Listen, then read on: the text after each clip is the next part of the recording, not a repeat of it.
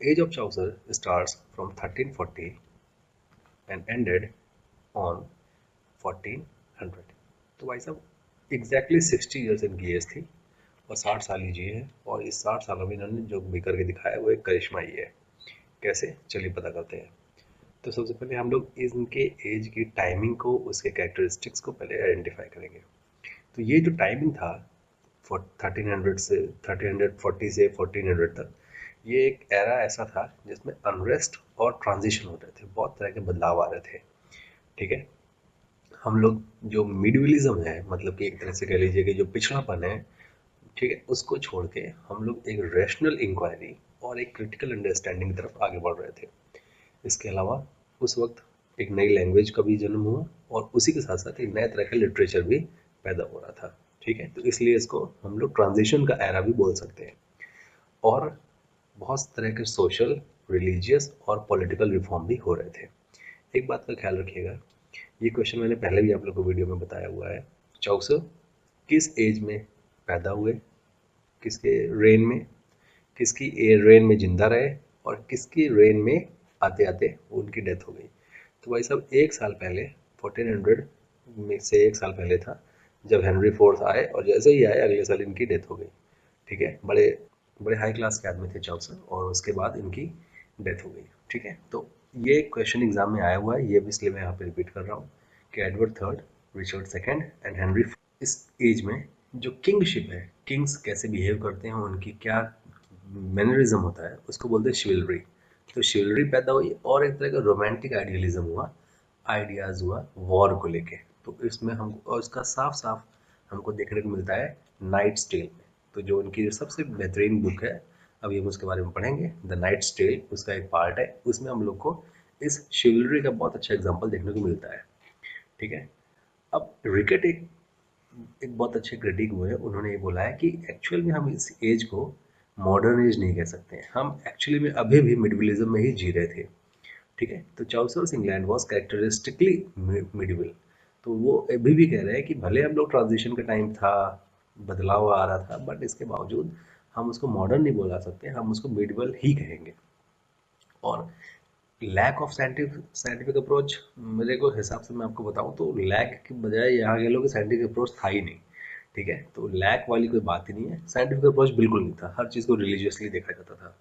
दूसरी जो कैरेक्टरिस्टिक्स थी वो थी कि भाई साहब वहाँ पे 3 ट्राइब रहेंगे उस टाइम पे, एक आफम, नॉर्थ और एक आफम।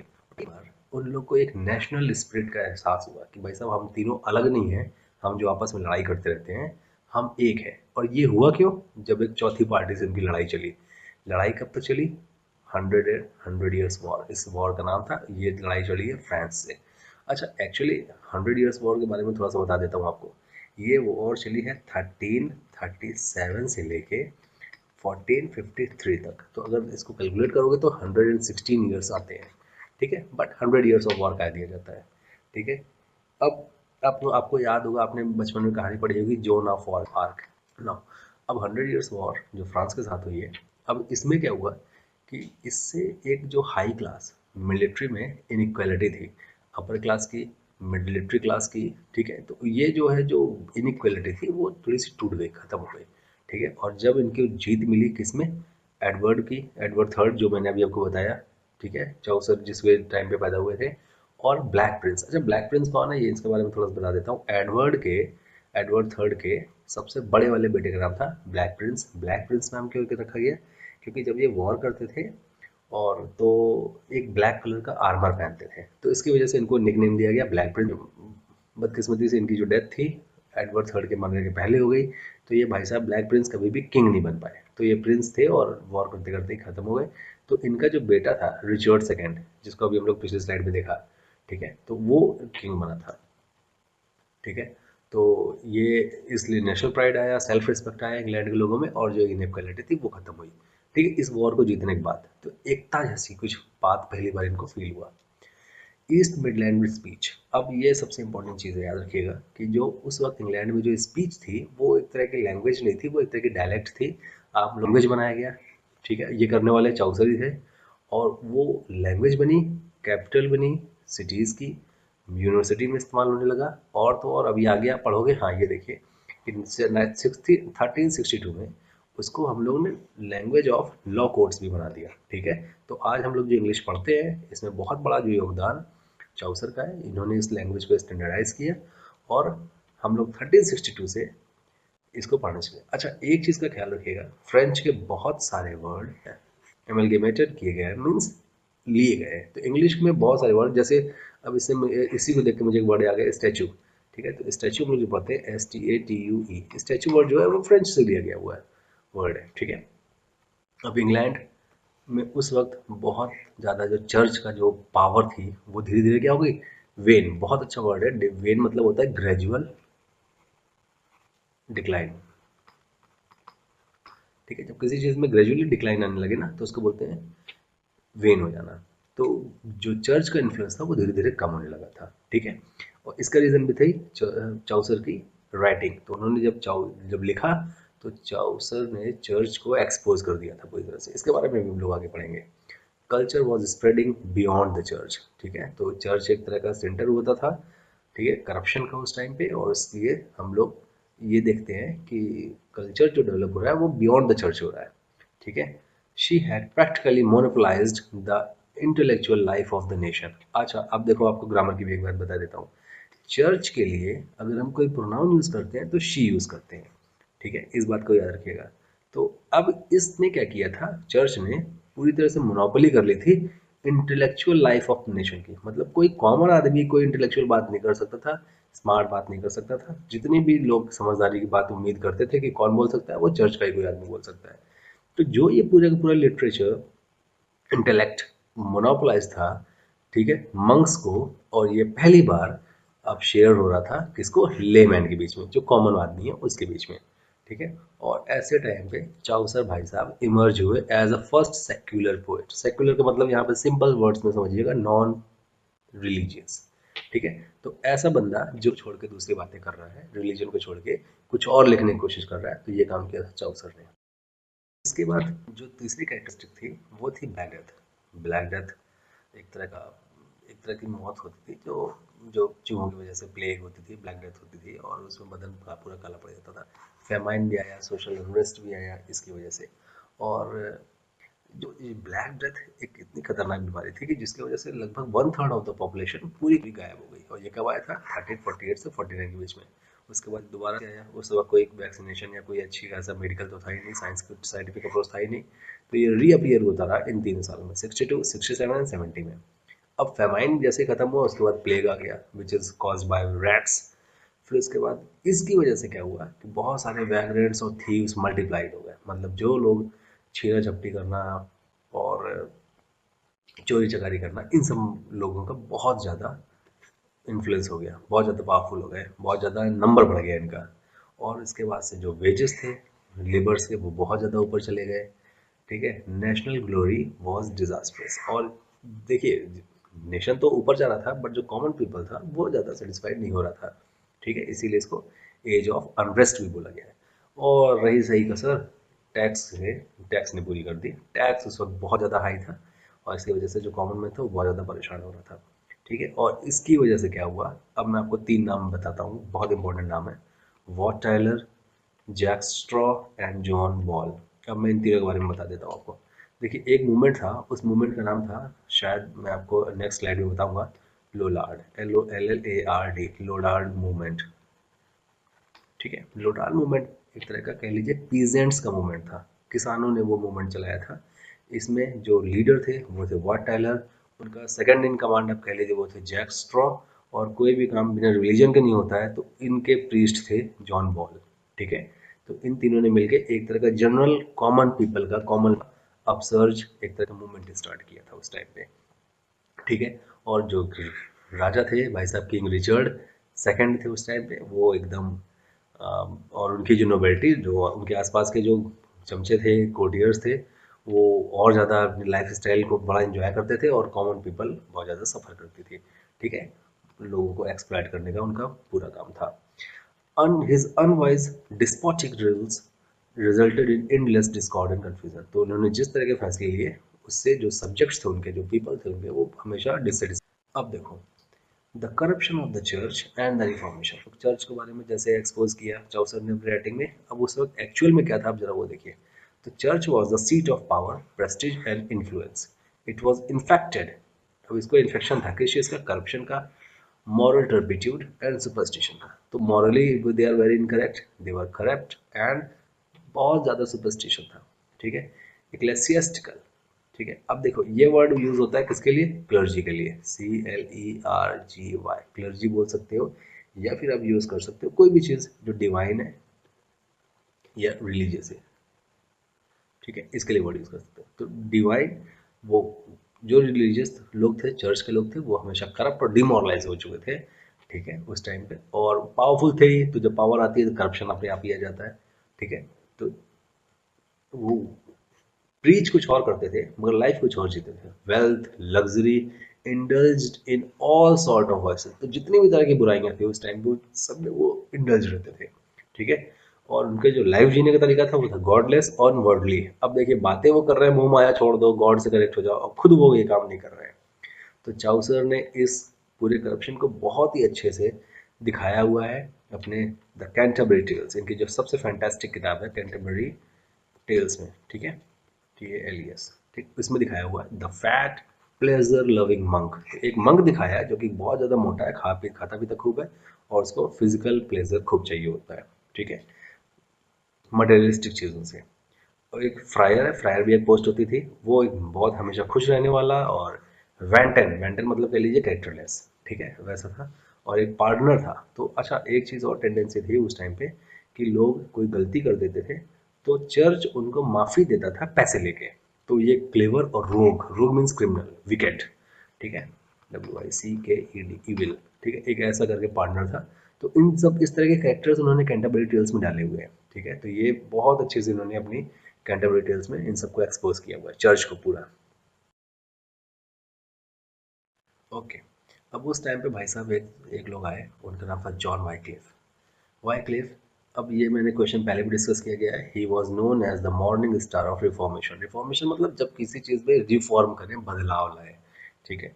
तो उन्होंने बदलाव लाने की कोशिश की. कैथोलिक चर्च को उन्होंने बहुत अच्छे से चैलेंज किया, अथॉरिटी को उसकी. चर्च को मतलब चैलेंज करने मतलब उसकी अथॉरिटी को चैलेंज करना.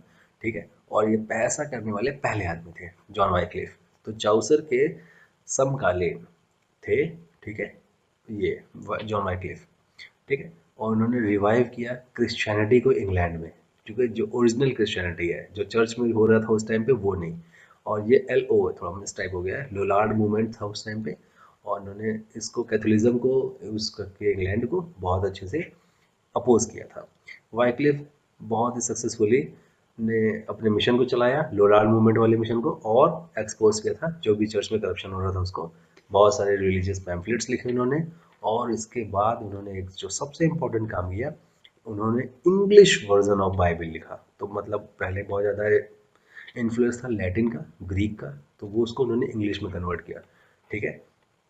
और pilgrimages to Saint Shrine of Saints were common during this period. In spite of religious reform, Wycliffe's efforts, Church still continued to be the first and the foremost spiritual body. But Wycliffe के efforts उतने ज़्यादा effective नहीं रहे. और church तब भी, क्योंकि भाई साहब धर्म से बंदा पीछे नहीं हटता, और इसके वजह से उसके बाद भी चर्च कंटिन्यू रहा एक फर्स्ट और फोरमोस्ट स्पिरिचुअल बॉडी के तौर पे. मतलब करप्शन उनका चलता रहा.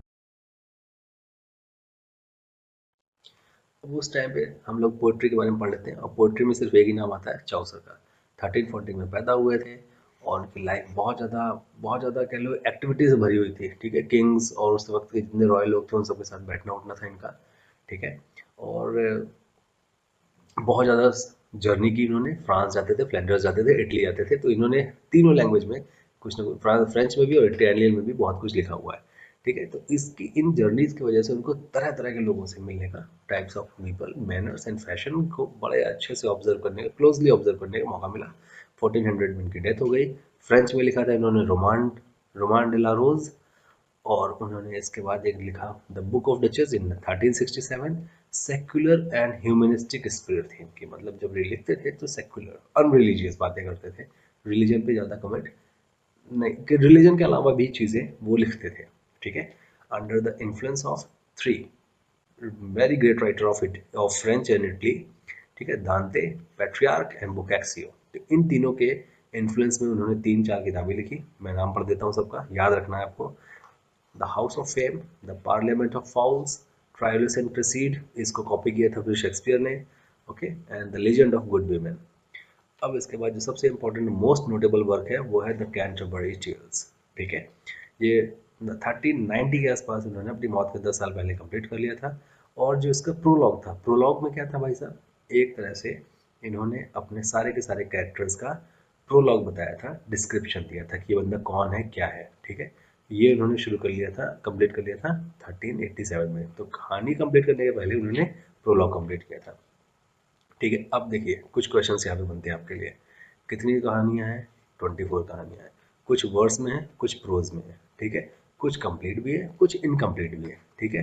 अब इन जब इनको पिलग्रिमेज जाने की बात आई कि ऐसा करते हैं, रास्ते में हम लोग जब जा रहे हैं तो हर बंदा 2-2 कहानियाँ सुनाएगा, ऐसे करके इन्होंने आपस में बात की, ठीक। अच्छा, अब इसमें टोटल कितने लोग थे, ये भी एक क्वेश्चन बनता है। तो टोटल 29 लोग थे, कैरेक्टर्स थे, ठीक है।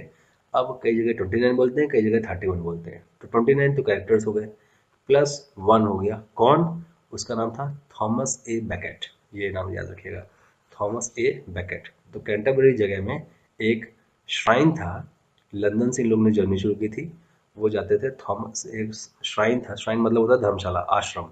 तो थॉमस ए बैकेट के आश्रम में जाते थे, वो कहाँ था, कैंटरबरी में, ठीक है। तो उस रास्ते में जाने के लिए उन्होंने एक दूसरे को एंटरटेन करने के लिए कहानियाँ लिखने, कहानियाँ बोलना बताना शुरू किया।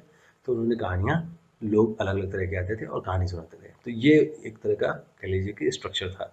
तो वहाँ पे उन्होंने 29 कैरेक्टर्स थे, तो एक हो गया, +1 हो गया थॉमस ए बैकेट, और +1 हो गया चौसर हिमसेल्फ। तो कई जगह आपको 21 मिलेगा, कई जगह आपको 31 मिलेगा, ठीक है। कैरेक्टर्स 21 थे और लोग कितने थे, 31, ठीक है। और ये जो लोग थे, ये they were the representation of the various segment of the contemporary society. तो जैसे वाइक्लिफ इनके कंटेम्प्रेरी थे, उसी तरह से ये जितने लोग थे, कैरेक्टर्स थे, ये इन्होंने अपने ही टाइम के लोगों से कॉपी किया हुआ था, इन्फ्लुएंस था उनका इन कैरेक्टर्स पे।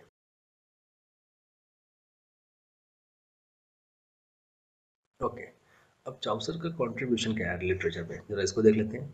विलियम जे लॉन्ग बहुत बड़े क्रिटिक हैं, इन्होंने इनको फर्स्ट मॉडर्न पोएट बोला है।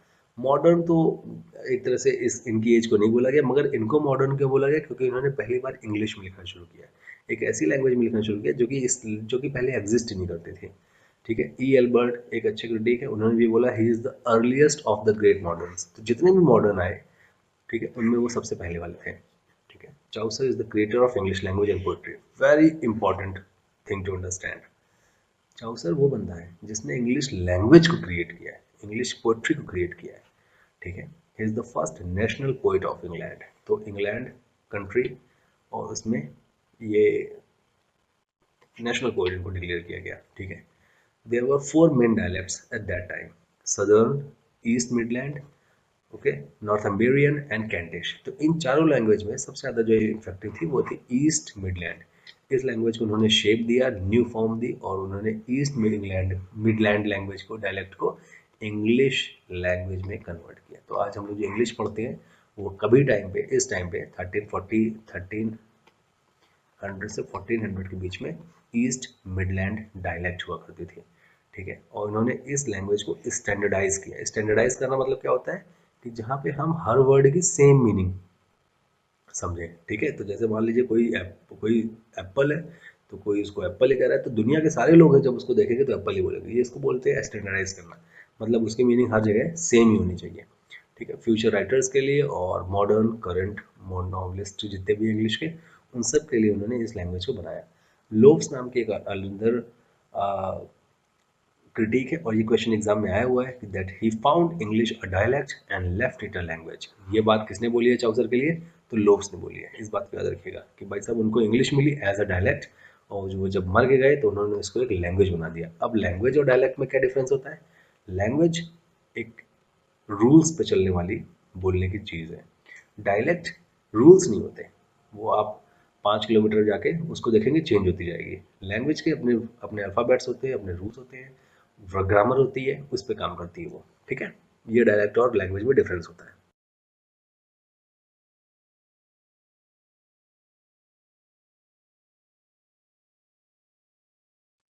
अब चाउसर की एज में कुछ अदर पोइट्स के बारे में पढ़ लेते हैं। विलियम लैंगलैंड, ये एक बहुत अच्छे पोइट थे उस टाइम पे। इन्होंने भी ह्यूमन लाइफ को बहुत अच्छे करीबी से देखा और इन्होंने भी उस टाइम की जितनी भी खामियां थे, फॉलीज थे, उसको भी बहुत अच्छे से एक्सपोज किया था। तो इन्होंने the vision of pierce the Plowman, ठीक है, तो ये एक कब्र खोदने वाले लोगों की कहानी है। ये एक तरह की एलेगरी है ह्यूमन लाइफ पे, और उस वक्त 14th सेंचुरी में लोग कैसे लाइफ स्टाइल जीते थे उसका एक पिक्चर है, ठीक है। और इन्होंने भी अपनी इस क्रिएशन में बहुत अच्छे से करप्ट चर्च को, मॉन्क्स को मॉक किया हुआ है, उनको एक्सपोज किया हुआ है। और जो भी तरह के, अब उनके देखिए देखिए कैरेक्टर्स कैसे हैं, ठीक है। एक बंदा है जो कि बहुत अच्छे से हार्ड वर्क करता है, ड्रंकार्ड है, ऑप्रेसर है, द ट्रेड्समैन है, who cheats, and the preacher who councils one thing and follows another. तो एक प्रीचर है जो कि बोलता तो कुछ और है बट करता कुछ और है, ठीक है। तो हर तरह का हम लोग को यहाँ पर दिखे ड्युअलिटी दिख रही है, मतलब कहने वाले कुछ और, करने वाले कुछ और, ठीक है। अब जो दूसरा एक राइटर था इस टाइम पे, उसका नाम था जॉन गवर, और इन्होंने एक बहुत फेमस बुक लिखी थी, बस ये आपको याद रखना है नाम, कॉन्फेंसियो एमेंटिस। ये इन्होंने उस टाइम पे लिखा था। तो चाउसर की एज में दो और बड़े बड़े नाम आते हैं। जॉन गवर एक किताब लिखी, और विलियम लैंगलैंड जिन्होंने एक एलेगरी लिखी थी जिसका नाम था the vision of pierce the Plowman. उस टाइम का प्रोज क्या है? प्रोज में सिर्फ एक चीज़ थी, जॉन वाइक्लिफ जिन्होंने बाइबल का ट्रांसलेशन किया था। इनको मॉर्निंग स्टार ऑफ रिफॉर्मेशन बोलते हैं। और आज के टाइम पे बाइबल जो हम लोग जाते हैं शॉप में खरीदते हैं, तो वो जो बाइबल इंग्लिश में हाथ में लोगों के रहती है, उसका सबसे बड़ा रीज़न जॉन वाइक्लिफ ही है। उन्होंने ही पहला टेस्टामेंट, पहला एलिमेंट जो हम लोग आज की बाइबल में देखते हैं, वो उनके द्वारा ही लिखा गया हुआ है। तो he was the first person who has made the authorised version of Bible in English, ठीक है। ये इंपॉर्टेंट चीज़ है। अब देखिए कुछ क्रोनोलॉजी है, आप इनको याद रखिएगा, ठीक है। 1340 birth of Chaucer, okay. Langland ने अपनी vision of the pierce Plowman ये इस टाइम पे कंप्लीट की है, लिखी है। अब ये याद रखिएगा 1380 वाइक्लिफ की बाइबल आती है। Troilus and Criseyde, human of house of frame, house of fame, legend of good women, the Canterbury tales. ये याद रखिएगा 1385 से शुरुआत हुई, 1400 में इसको कंप्लीट कर लिया गया। 15 साल लग गए इनको इसको काम करने में। और 1400 में चाउसर की भी डेथ होती है और लैंगलैंड की भी डेथ होती है, ओके। तो this was the whole idea of the age of Chaucer. इसके बाद हम लोग नेक्स्ट एज को पढ़ेंगे। Thank you so much, God bless you all.